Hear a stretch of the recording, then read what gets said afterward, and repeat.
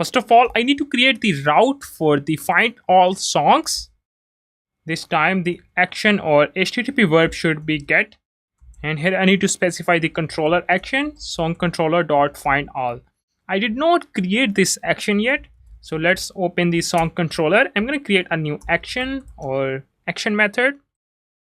Async find all. It will take request and response. You can also use try and catch. I'm going to copy the catch block. Let's do it here. I can fetch all the songs by using these methods song.find all. Or I think I need to use the find method.